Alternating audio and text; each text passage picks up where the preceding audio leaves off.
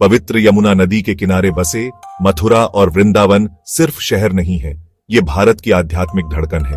ये प्राचीन भूमि भगवान कृष्ण की बांसुरी की दिव्य धुनों से गूंजती है, प्रेम, भक्ति और मोक्ष की कहानियों को प्रतिध्वनित करती है। सदियों से तीर्थयात्री इन पवित्र शहरों की आभा में खुद को डुबोने के लिए दूर दूर से आते रहे हैं। हवा में भजन गूंजते हैं, गलियां भक्तों से भरी रहती हैं और मंदिर एक अटूट विश्वास के राजसी प्रमाण के रूप में खड़े हैं। अपने भव्य मंदिरों और चहल पहल वाले घाटों के साथ मथुरा एक कालातीत आध्यात्मिकता का अनुभव कराता है। थोड़ी दूरी पर स्थित वृंदावन अपने देहाती आकर्षण और शांत जंगलों से मन मोह लेता है। ऐसा माना जाता है कि कृष्ण ने यहीं अपना बचपन बिताया था। उनकी दिव्य लीलाएं हमेशा के लिए इस भूमि में अंकित हो गईं। उनके बचपन की शरारतों, राधा के प्रति उनके दिव्य प्रेम और उनकी गहरी शिक्षाओं की कहानियां आज भी लाखों लोगों को प्रेरित करती हैं। मथुरा और वृंदावन की आध्यात्मिक आभा स्पष्ट है। हर ईंट, हर पेड़, यमुना की हर लहर कृष्ण की कहानियों को फुसफुसाती हुई प्रतीत होती है। ये शहर केवल तीर्थ स्थलों से कहीं अधिक हैं। वे भारत के समृद्ध सांस्कृतिक और धार्मिक ताने बाने के जीवंत प्रतीक हैं। पवित्र यमुना नदी के किनारे बसे मथुरा और वृंदावन सिर्फ शहर नहीं है, ये भारत की आध्यात्मिक धड़कन है। ये प्राचीन भूमि भगवान कृष्ण की बांसुरी की दिव्य धुनों से गूंजती है, प्रेम, भक्ति और मोक्ष की कहानियों को प्रतिध्वनित करती है। सदियों से तीर्थयात्री इन पवित्र शहरों की आभा में खुद को डुबोने के लिए दूर दूर से आते रहे हैं। हवा में भजन गूंजते हैं, गलियां भक्तों से भरी रहती हैं और मंदिर एक अटूट विश्वास के राजसी प्रमाण के रूप में खड़े हैं। अपने भव्य मंदिरों और चहल पहल वाले घाटों के साथ मथुरा एक कालातीत आध्यात्मिकता का अनुभव कराता है। थोड़ी दूरी पर स्थित वृंदावन अपने देहाती आकर्षण और शांत जंगलों से मन मोह लेता है। ऐसा माना जाता है कि कृष्ण ने यहीं अपना बचपन बिताया था। उनकी दिव्य लीलाएं हमेशा के लिए इस भूमि में अंकित हो गईं। उनके बचपन की शरारतों, राधा के प्रति उनके दिव्य प्रेम और उनकी गहरी शिक्षाओं की कहानियां आज भी लाखों लोगों को प्रेरित करती हैं। मथुरा और वृंदावन की आध्यात्मिक आभा स्पष्ट है। हर ईंट, हर पेड़, यमुना की हर लहर कृष्ण की कहानियों को फुसफुसाती हुई प्रतीत होती है।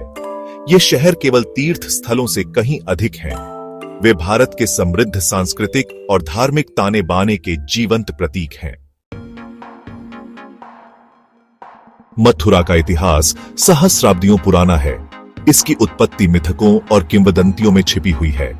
महाभारत और पुराण जैसे प्राचीन ग्रंथ इसके गौरवशाली अतीत की कहानियां सुनाते हैं।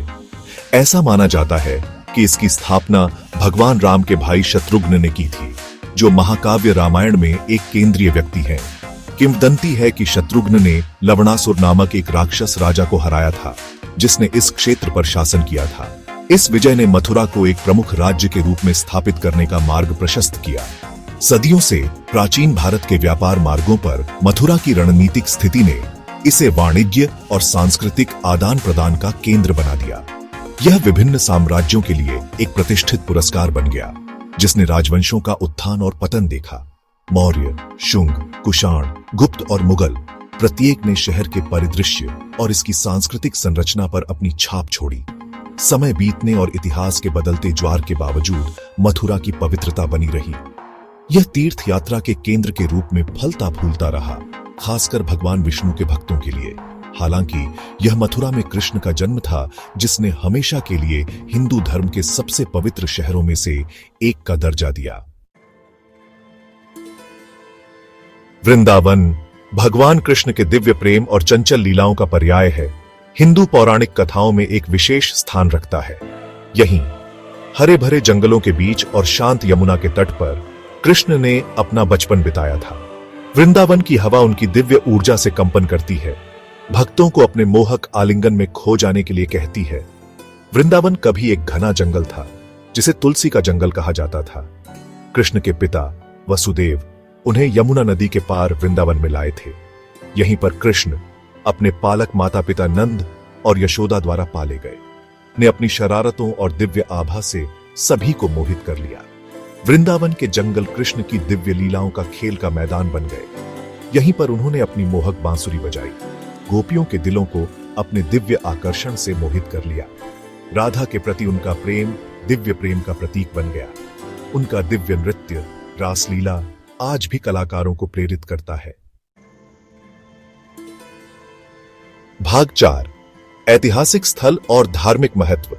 मथुरा और वृंदावन अनगिनत मंदिरों से सुसज्जित है, जिनमें से प्रत्येक भक्ति की कहानियां सुनाता है और सदियों की प्रार्थनाओं से गूंजता है।